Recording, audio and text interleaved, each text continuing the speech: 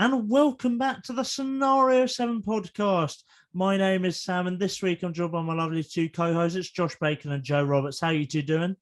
I'm doing good, Sam. Well. Oh, look, we're back, Joe. We're back to go for once, and we're already talking over each other. Let's go. No, it's because I usually do it, and the chemistry between you two, it's just quite unbelievable, really. You can tell you're rusty, you two being together. But yeah, you can tell I've been here more than Josh. Ooh, yeah. Guys, there's a lot more important things to argue about, and especially with this race. Let's not start here. But yeah, we've got the OG3 back together, and we're here for a Saudi Arabian Grand Prix review. And oh my goodness me, there was a lot to break down. That race is the most crazy race.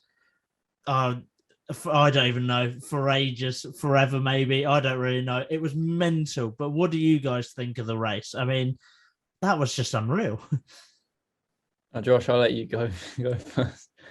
So kind of you, Joe, mate. I think, just like you're trying to sum it up there, it's just words can't describe what happened today, really. It's a bit all over the place, chaotic. No one knows what's going on. Drivers spinning off, crashing everywhere, and yeah, just a bit of everything. But for a neutral fan, it probably is one of the best races they've probably ever witnessed.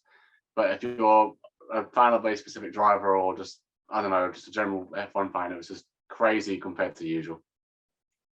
Yeah, I think it was mental. I think it's getting the tension between the teams is starting to boil even more, and I would say it's getting more explosive than I think in 2006 and 2007 2007, 2008 when Ferrari and McLaren were batting out, even though McLaren basically fell over themselves. But it's starting to getting even hotter, and I think I don't think I was listening to like the after the race, none of the people kind of hinted would Verstappen do a Senna and just take Hamilton out. I don't know if there's any points deduction that the FIA can do if that scenario happens, but that is a very scenario, as we probably talk about later on in this podcast, that Max, I think, is very much prepared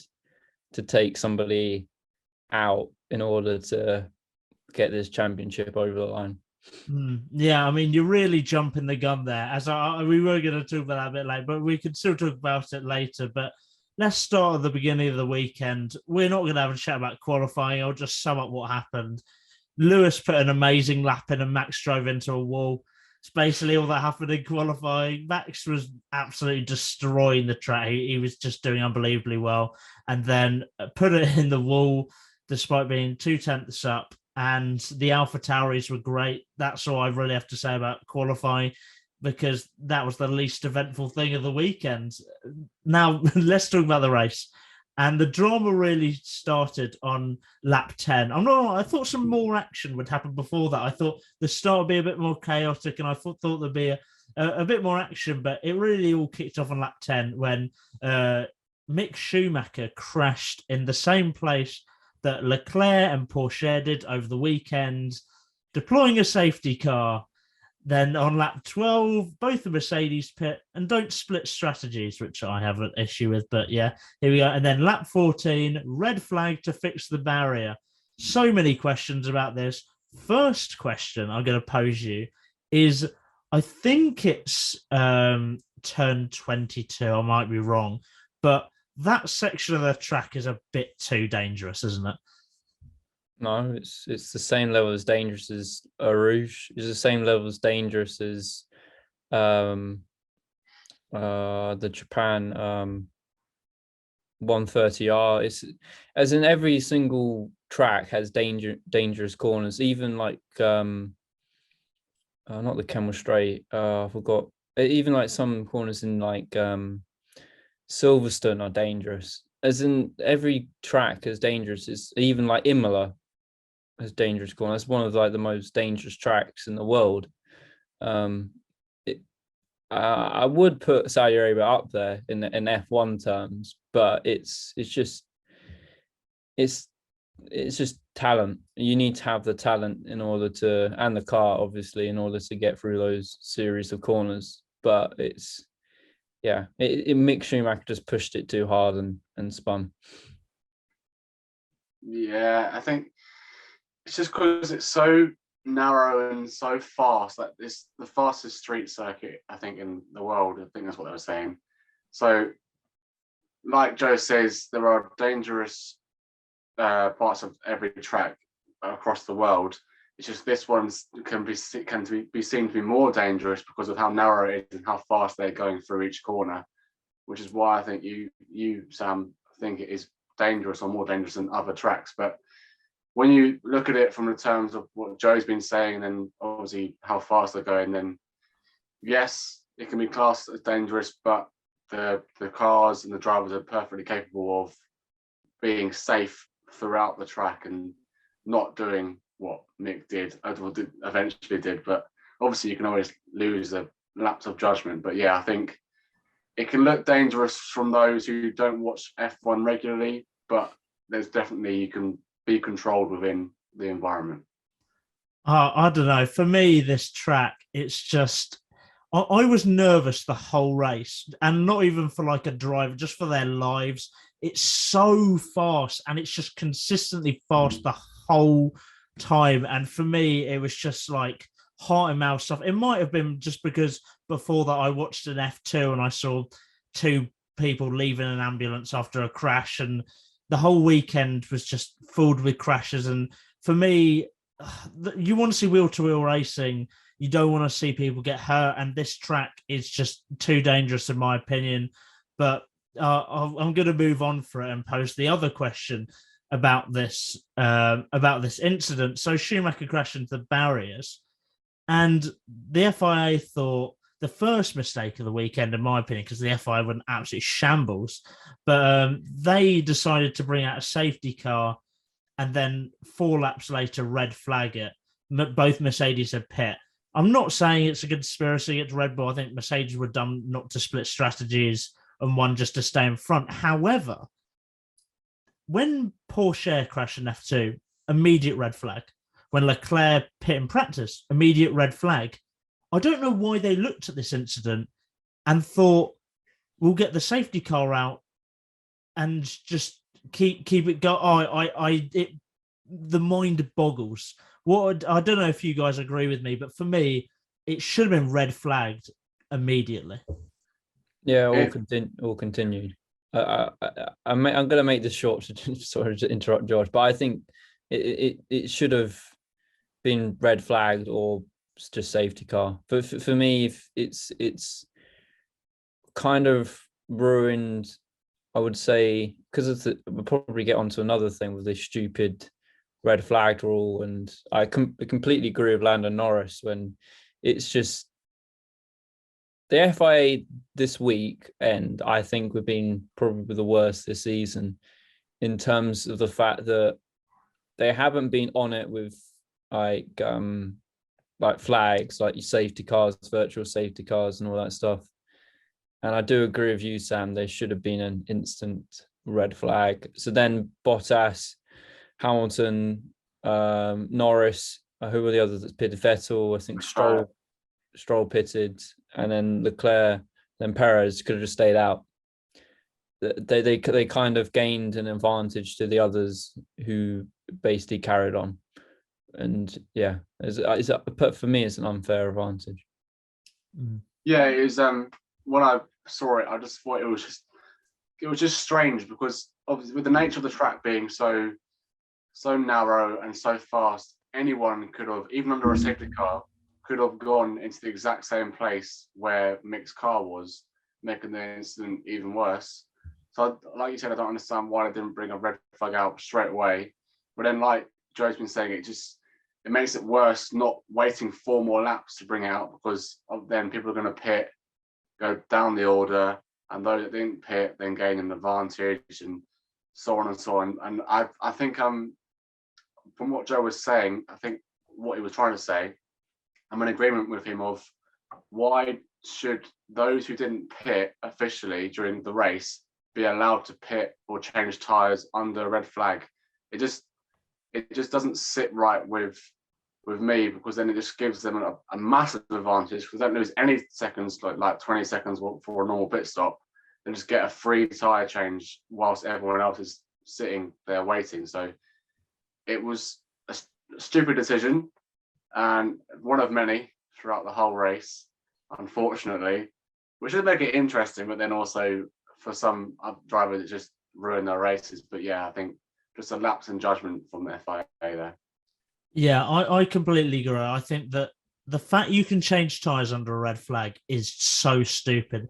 The FIA shoot themselves in the foot with some of their rules. Like, it's unfair. Admittedly, we've had incidents with, I think it was Pierre Gasly at Monza, where he probably wouldn't have won, where he got to change his tyres under a red flag, and it kind of helped him to win. So you get moments like that. But I mean, you have former racers, you have Sky analysts. Like Karun Chandok was also like, I have no idea why you can change tyres under red flag. I think it's just really stupid. It's just a rule that it shoots the FIA in the foot. It's for me, it's a stupid rule, and they have to remove it, because it gave Max a massive advantage, and those people who pit. I mean, it would have probably been fine. We probably wouldn't be talking about this if the red flag came out straight away and everyone just pitted under red flag. But because the safety car had come out first, it was very stupid. But you then had the safety car restart and another red flag. Woo! This race was truly mental. You had a red flag for two different incidents. First of all, you had Perez and Leclerc colliding after the restart. Leclerc was against the wall and Perez was basically pushing him against the wall, but he couldn't go right because there was a car next to him. Both of them at the stewards, which I think is quite strange, because in my opinion, I'm not sure what you guys think, it was just quite simply a racing incident. Yeah, I'm completely agree. A racing incident, was when you watch the onboards from mainly Perez's point of view, he was in between, I think, Leclerc and was it Ocon or someone else? It might have been. He was stuck in between two drivers, and also you had Danny Rick just in front of him, who was like on and off the power because people in front of him were doing the same thing. So it just made the situation complicated, and he didn't have anywhere else to go. He was trying to get around the corner and pull away, but then obviously the coming out of turn 2, you have still straight into turn 3 with a little kink in the wall, which is why Perez looked like it came across Charles, but literally Charles had nowhere to go. So I agree with Sam, it was a completely racing incident. I'm gonna say that it was Verstappen that caused Perez to get out, in the way that if you look at it in the way that, so then it's just obviously Verstappen goes on over the curb, causing Hamilton to go slowly. Then Ocon has to back out. Then Ricciardo has to back out, even though he's on the curb. He has to back out because Ocon is slowed down. So there's a knock-on effect. And then when everything suddenly like funnels through, you then got 3 cars congested into basically a space. And yeah, I agree. It's not Perez's fault. It's not Leclerc's fault. It's probably a racing incident. But if you're looking at it from a point of view, it's all Max's fault, because he basically caused a chain of that basically caused that incident. It was certainly a chain reaction after certain things happened at the front, but it's not as if Max could get penalised for it. It was just like a racing incident, and it was just really unlucky for Perez, who DNF'd, and Leclerc had nowhere to go, so it wasn't his fault. At the same time, you had George Russell gets hit in the back by Mazepin. I still haven't seen George's point of view, but I'm guessing he's just braking because of the carnage in front of him. And Mazepin just kind of gets really unlucky again. Nothing he could really do. There's no real debate for that, because it was no one's fault, was it? It was just kind of It was just kind of both of them being unlucky. So we'll move on to the next incident, lap 23. So the restart after the next red flag was fine, but the virtual safety car, I think it was the first of the afternoon on lap 23, came out after Tsunoda collided with Vettel. 5-second penalty proceeded for Tsunoda. I think that was a fair punishment. What do you guys think? Agree. Yeah, that's a shot. Yeah, it was just I agree as well. It's a bit silly. Trying to come inside behind Vettel, but yeah, definitely worth a 5-second penalty. Yeah, it was. I felt for Seb so much because then you have on lap 30, he collided with Raikkonen, bringing out another virtual safety car. Raikkonen, it was such a stupid move. I don't really know why Raikkonen went for it because Vettel was half off the track anyway, and he tried to go around the outside of him. Mate, he's not, half of his car isn't on the track anywhere. I don't know. Oh, it was very. It was almost naive, which is so strange for someone with Kimi's experience, but it just summed up a really unlucky afternoon for Vettel because from being hit twice, he had carbon fiber flying everywhere. I don't blame them for retiring in the end because honestly, all that would be left is probably some suspension and tires because everything was falling off. He had underbody damage, he had side pod damage. He just had every kind of damage. It was really unlucky for him. But yeah, none of them were his fault. But now let's get on to the controversy. So lap 37, this is not the most controversial one, but Hamilton goes around the outside of Max, makes a move, but Max forces him off, and the stewards deemed that Max gained an advantage from it and got a 5-second penalty. It kind of reminded me of what happened in Brazil. And Verstappen didn't really get penalised in Brazil, but so nice to see the FIA nice and consistent. But what do you agree with the 5-second penalty? I mean, he did gain an advantage. Oh, Yeah. I just don't understand the FIA, honestly.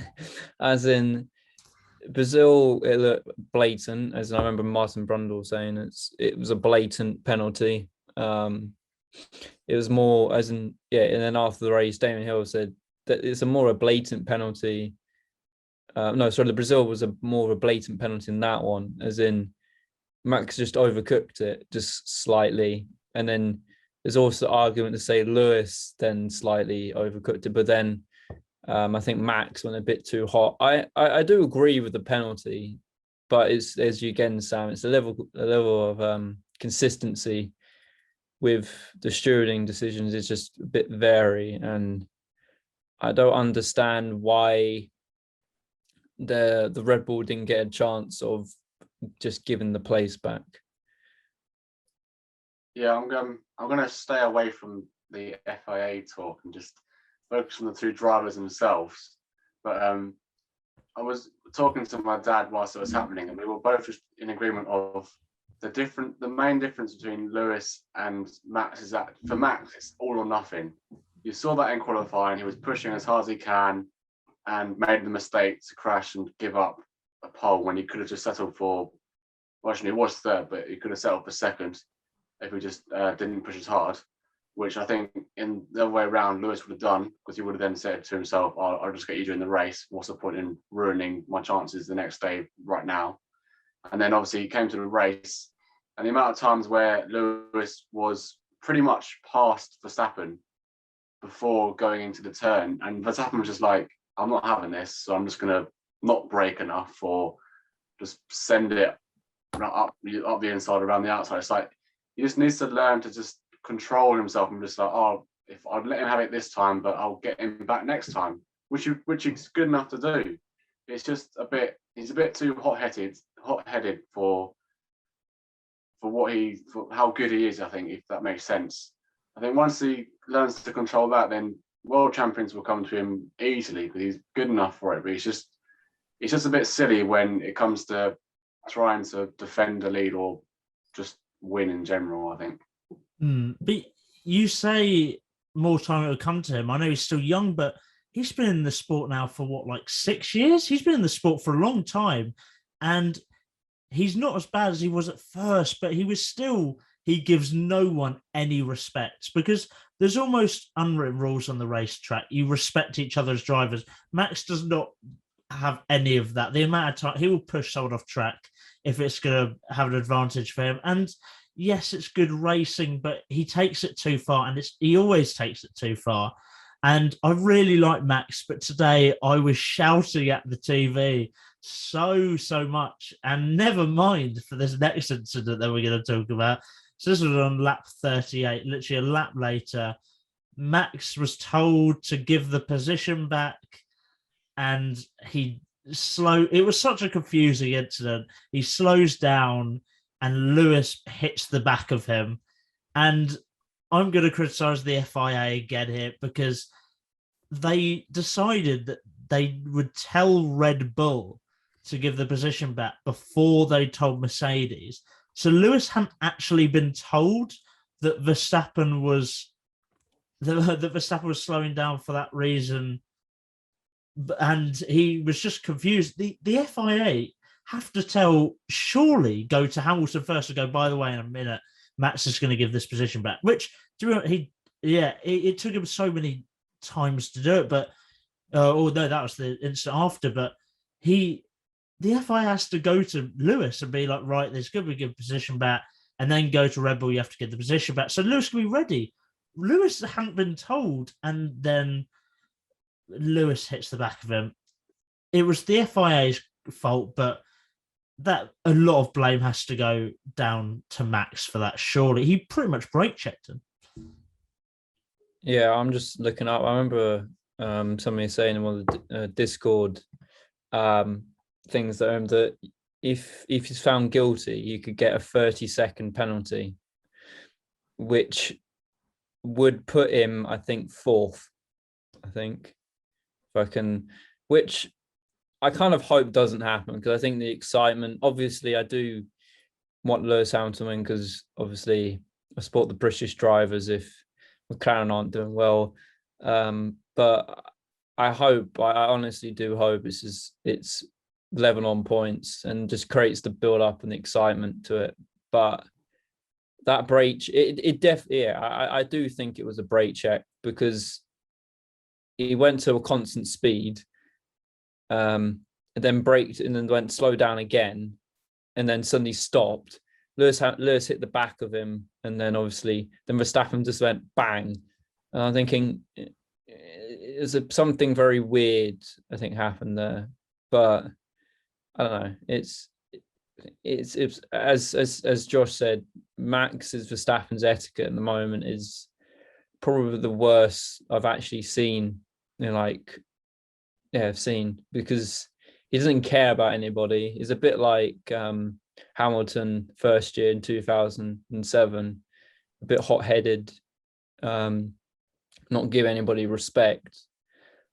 But it's as, even though you said so, he's been in the sport for 7 years, he should kind of mature from doing that. And I just don't understand what happened with Max with that brake check.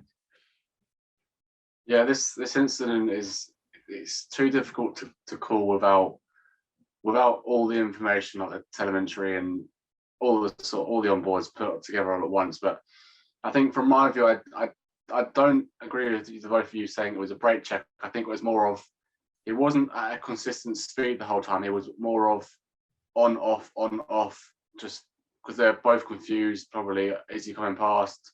Does he know he's being allowed past? Have I been told the right thing? Like, should I be letting him pass? So I think definitely more of the blame should go to the FIA with the way they've gone about it. With, like, I agree with you, Sam, with tell the driver behind before you tell the driver in front, so they're prepared for when it happens. But then it just, the whole situation is just, it's just weird. It's never seen. It was unforeseen. It's probably not going to happen again. But it's just too, in my opinion, it's too tough to call to say, oh, it was this person's fault or it was this person's fault. Well, or this happened, or this happened. There were too many different scenarios. Like I was watching the after show on Sky Sports, and they had so many different scenarios of like they were both going slowly because there was a DRS detection zone just before the corner, and none of them wanted to be in front, and then they wouldn't get DRS, or they didn't get told this, they didn't get told that. So I don't really have a view yet. I think it's too tough to call. It was just really stupid from probably both of them, because there was some space earlier on, but then when the crash happened, there wasn't enough space. But yeah, you can probably tell I'm still confused now. But yeah, I don't really have a opinion on or a direct view of what I think happened. Yeah, no, it was certainly a very confusing incident. And yeah, there's definitely a lot of things that are going to be taken into account. The FIA are investigating, so I'll be interested to see what comes from that. I loved Toto Wolff's reaction. Oh my goodness me, this guy after Brazil, I didn't think it could get any better. I really did, but somehow Sky get the slow motion as well. Oh, if it was a normal speed, it would be good. But the fact that it's in slow motion, just seeing him shout and then just slamming the headset against the table, it was sensational. And I also want to add the FIA radio. Oh, what an addition to the sport. What a great addition that was. Just hearing both of them just moaning to Michael Massey and Michael Massey just being confused. Also, another thing, now I've just remembered another FIA bone that I want to pick with them. When I think it was under red flag, when Max was told to give the position back, Michael Massey was like, I have a suggestion for you. Or I don't remember the wording he used. I think it was something like that. I have a proposition. How about you give the space back? I don't know why he's asking like for a negotiation about it. You're the FIA. You make the decisions. If I don't understand why he was like, let's have a negotiate about this. Let's have a talk. Let's talk it through. No, you're the rule makers. You're the one who make the rules. You're the ones that control. You have seen this incident. You decide if it's bad. You don't need to negotiate with them. That was beyond stupid. I don't know what you guys think, but that to me, it really annoyed me. The FIA really got under my skin today. I'm not going to lie to you. Really annoyed me. We can tell, Sam. Yeah, you can tell in your voice. But yeah, I thought it was fine. I think if they didn't give it back, it would have been like 5-second penalty, and then the race would be over. There, even from I think it was lap 10 when the proposition came past. But yeah, I do also agree with you the fact that it's the FIA's authority at the end of the day. But it's just at the moment the FIA have been the last I would say 6 races have been quite bad.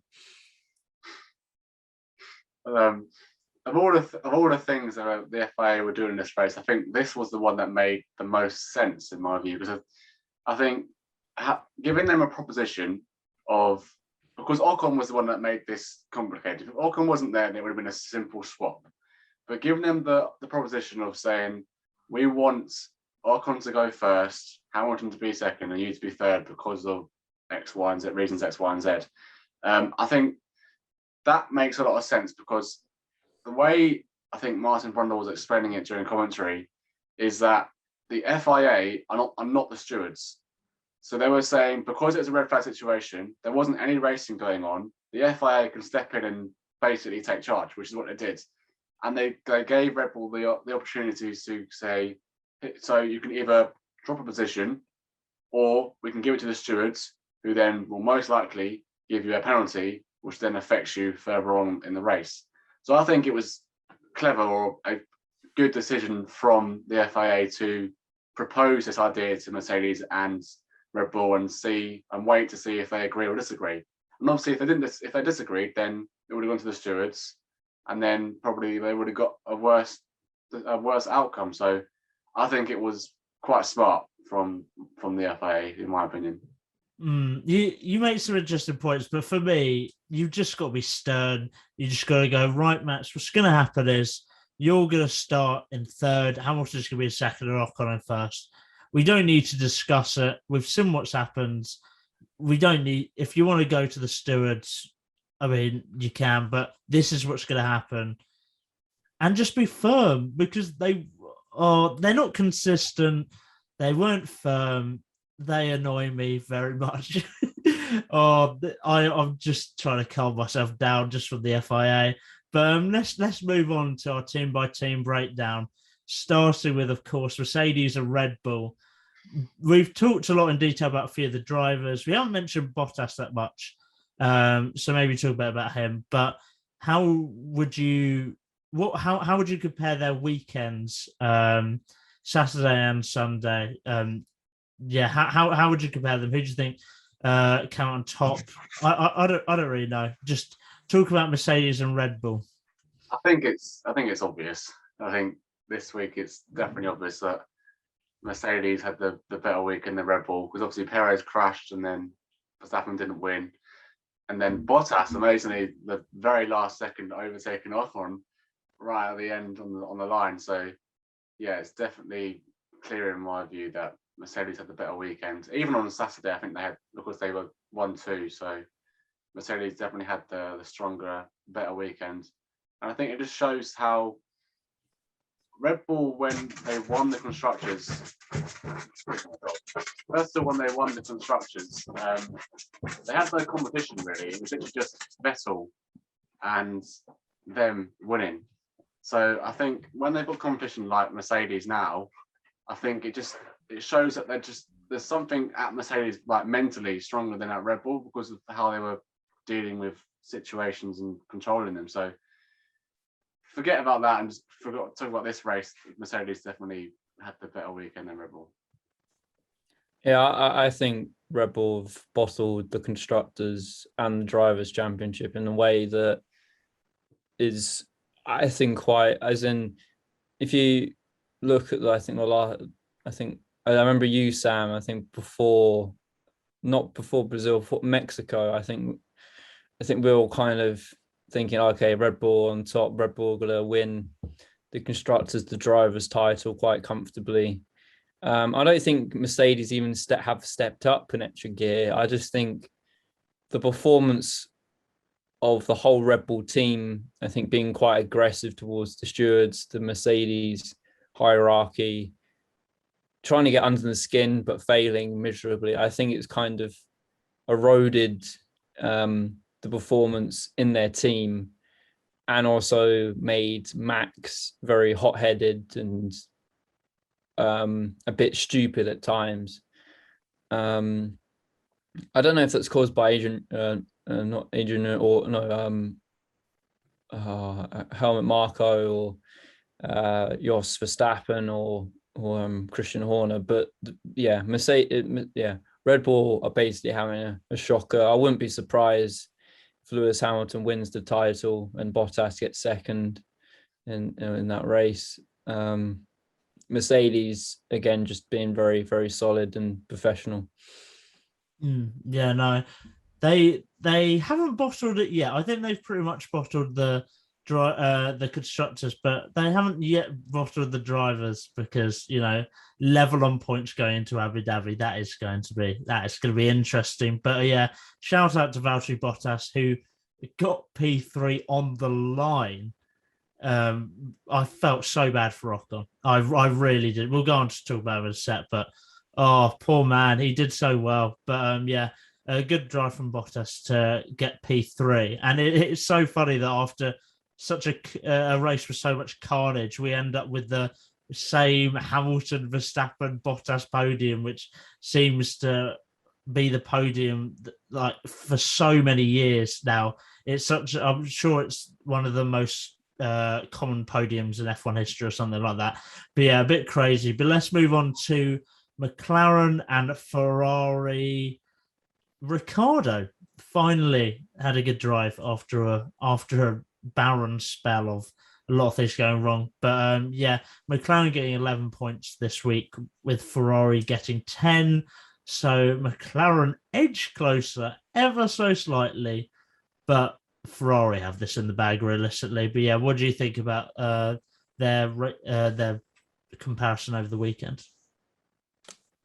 Ferrari, as in there's one. Well, I think the I wouldn't say number two drivers because I don't think they really are, but I think in the race, the number two drivers at Ferrari and McLaren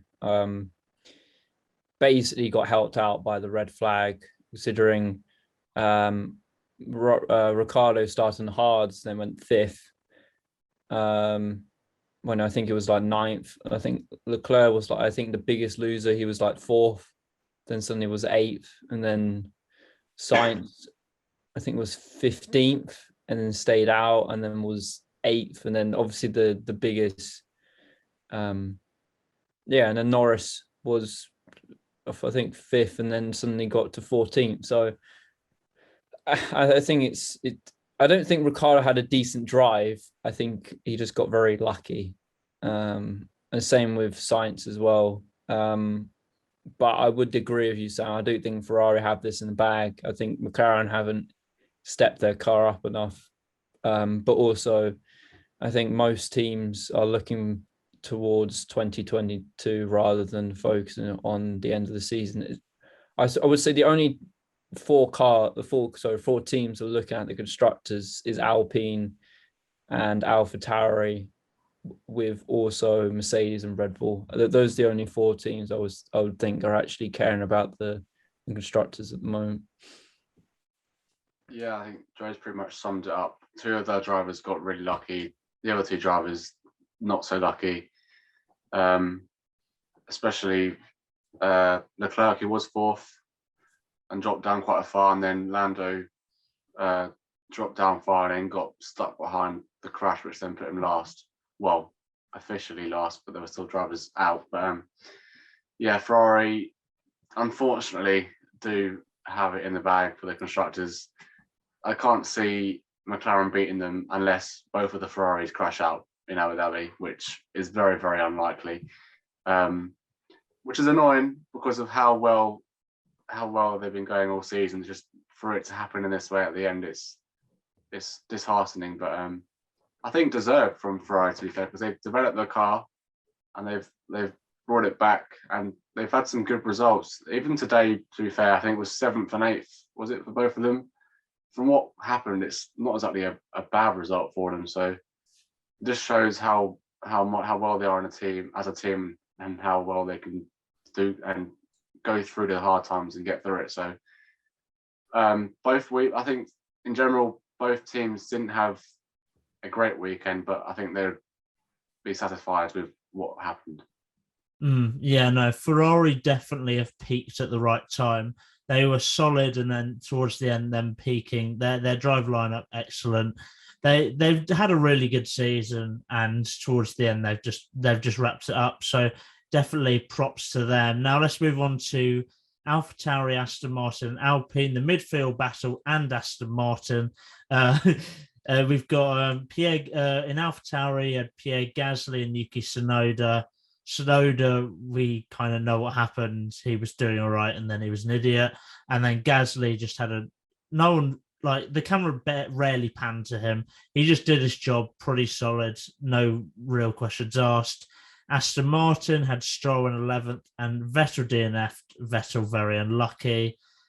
Alonso for Alpine didn't have the best race, but he made up for it because Esteban Ocon getting 4th. So unlucky not to get the podium, but an excellent drive from him. How do you guys see the midfield battle going? Well, looking at the constructors at the moment, I think Alpine will do it. I don't see AlphaTauri with, well, if they had two Gaslys, I would see them overturning it. But yeah, with Tsunoda, who is probably the most inconsistent driver on the grid after Giovinazzi. So I see it going Alpine's way. I think Alpine used the red flag to their advantage. I think they did very well. Alonso had the worst race since I'll probably say McLaren Honda days, and then the AlphaTauri again. I didn't really see them except from a torpedo coming through Vettel's side pod, and then Aston Martin. You didn't really see any of them except from Vettel spinning, and was in some incidents with Raikkonen. Yeah, I agree with Joe. It's the drivers that are making the difference in the constructors for Alpine and AlphaTauri. I think AlphaTauri have the better car because they have the Honda engine within that car, but they only have one driver that's able to consistently perform well and get decent points for the team. Whereas Alpine might not have the best car, but both of their drivers are getting the maximum out of the car they have, especially Ocon from today getting fourth, which probably annoyingly should have been a podium. But yeah, when they've got Ocon and Alonso doing as well as they are in that car, I think I agree Alpine should get in front of AlphaTauri, which, but deserved. And then Aston Martin, they just had a shocking weekend. They couldn't find any pace whatsoever, both out in Q1. And then the race, I don't think either of them finished, did they? They both. Stroll got 11th. Oh, he got 11th. Oh, okay. I thought he retired. And it was unlucky for Vettel, but they just had no pace throughout the whole weekend, and then things just didn't go on their side. So not the best end of the season or season in general for Aston Martin. But yeah, I think Alpine with the two drivers, they should just get ahead of AlphaTauri. I think that summed up Stroll's race today. You didn't even realise he'd finished. I mean, the camera never pans him. He was just kind of one of the cars. It was almost like an extra in a movie. You have the main characters, Hamilton and Verstappen, and then you've just got Stroll walking around in the background. No one really notices him, but he is there. But yeah, Alpine are becoming one of my favourite teams on the grid because, as you said, AlphaTauri definitely have the better car. But just through sheer consistency, they've proved people wrong, because I know a lot of people favoured AlphaTauri into the season, and a few people favoured Aston over them and thought Alpine would be the worst of the three. But Alpine, their driver lineup's been good. Alonso, today didn't have the greatest race, but this season has got some amazing results. Ocon got his first win and almost got a podium. They're becoming a very likeable team, and it's definitely been enjoyable watching them.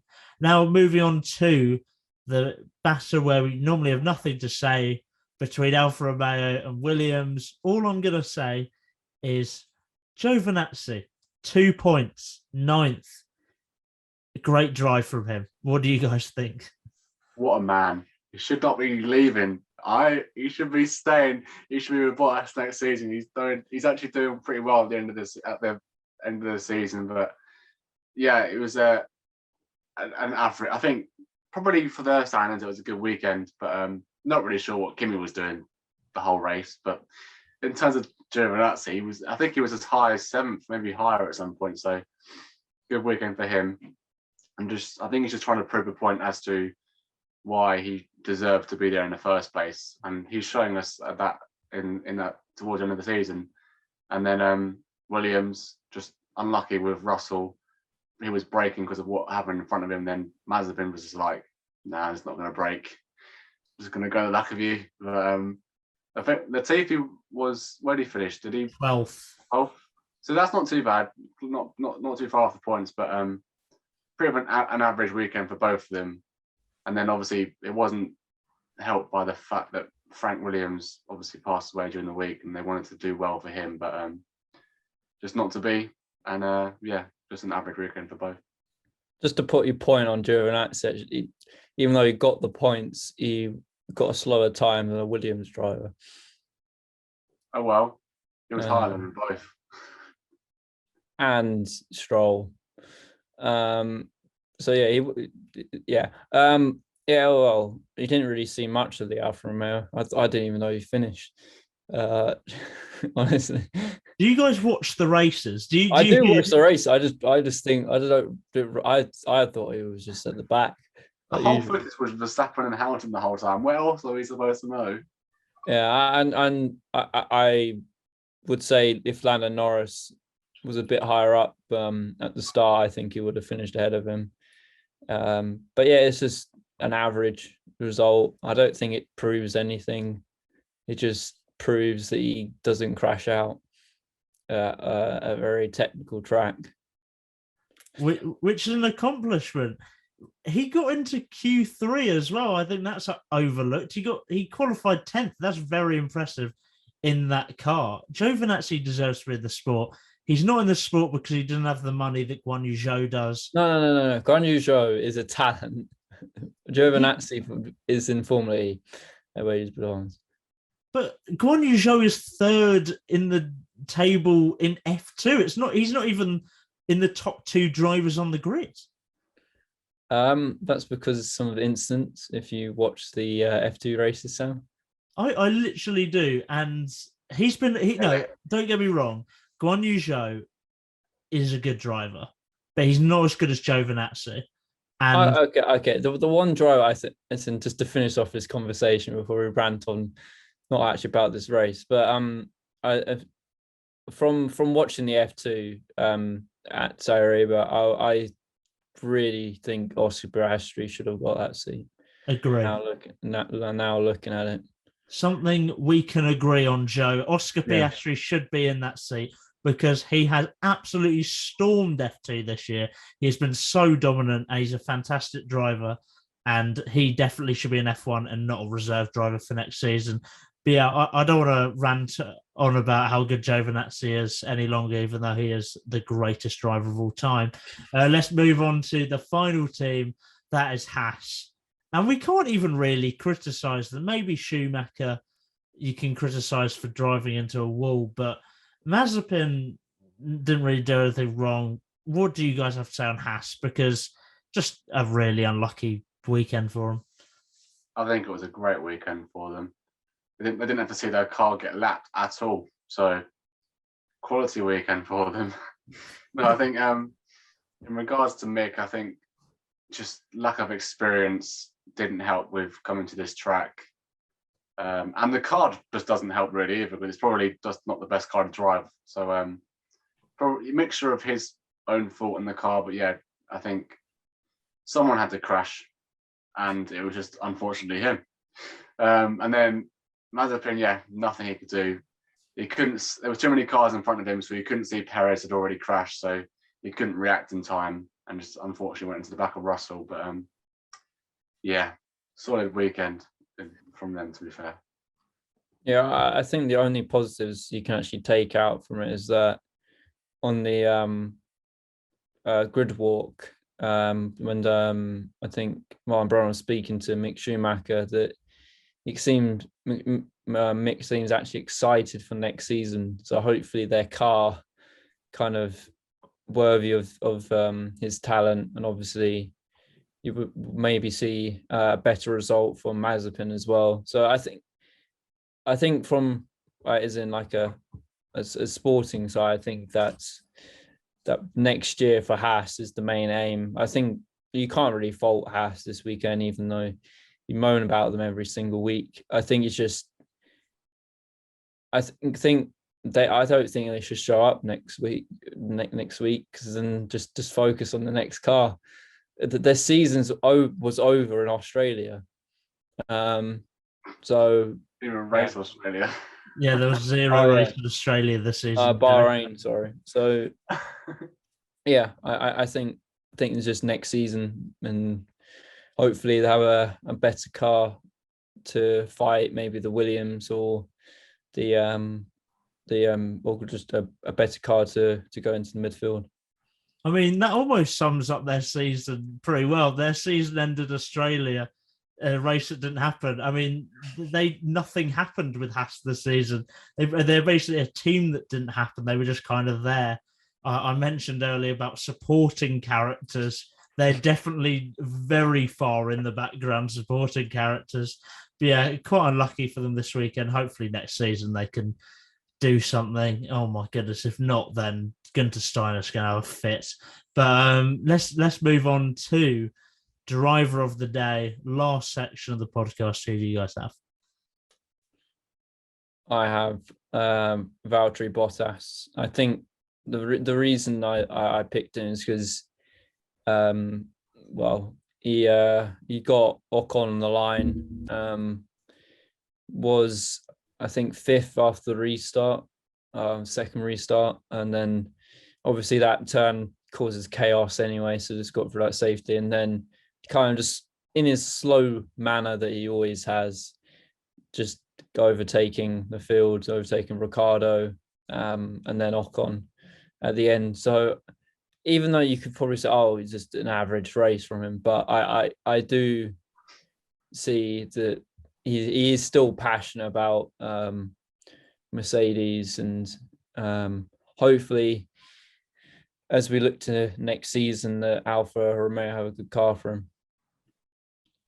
Yeah, I'm going to change from what I put in this chat, and because I think Joe persuaded me with what he said about him earlier. But I'm going to go with Lewis, just for his ability just to stay calm, and just all those situations that happened during the race, like all the times he got round Verstappen, but Verstappen just wasn't having any of it and just being rude, and then he didn't fight it back with too much aggression. He was calm and composed and found the right moment to attack. And then when he got the damage on his front wing, he was able to keep the car round the track and finish the race with quite a lot of damage to his front wing, which was impressive. And to get the gap, which he'd had at the end, even though it was due to tyres, it was still quite the achievement. So I'm just for the whole weekend as well, because he got pole. My driver of the day was Lewis. Yeah, so someone definitely did have to say Lewis, but the fact he had wing damage and put in a fastest lap with wing, his drive was monumental. It has to be said. But I'm going to go for a surprising pick. The 15 laps of Sergio Perez, they were just superb. And here's my driver that now I'm not actually going to go for Sergio Perez. I'm going to go for Esteban Ocon. Joe went for the man who pipped him on the line, but I still need to pay credit to this man who has improved dramatically this season. He's had some rough times this season. There's been, I think, I don't remember the race. I think it might have been Austria. He had some real struggles and he had to replace some bits and pieces. But there were times of the season and towards the start where he really struggled. And to walk out with a race win and even fourth place, even though he didn't get on the podium, fourth place in the Alpine is very good. It's an excellent result. He started ninth as well. And to finish fourth, he was leading some of the race. He did the best he could. He really did well, and it was an excellent drive. So I have to give credit to him, and I'm really happy for him because I tipped him quite a while ago for a Mercedes seat. And then this season I was kind of backtracking, like, yeah, this is never going to happen. And now I'm maybe swayed more towards the possibility that there's a minuscule chance it will happen. But we'll have to see. But yeah, for me, Esteban Ocon is my driver of the day. And that wraps up our review on a very hectic, very crazy, very dangerous Saudi Arabian Grand Prix. And wow, what an epic race. If you stayed till the end, thank you. We know it's been a long one, but there was so much to unpack. Next race is Abu Dhabi, the finale. Hamilton and Verstappen going into this on level points. So we'll have a preview for that on this Friday, where we will, there's a lot to get excited about. But yeah, we'll bring you a preview on Friday. Thank you for watching. Thank you for listening. Remember to like, subscribe, comment what you thought on the incidents, and we will see you on Friday. Thank you for listening and watching.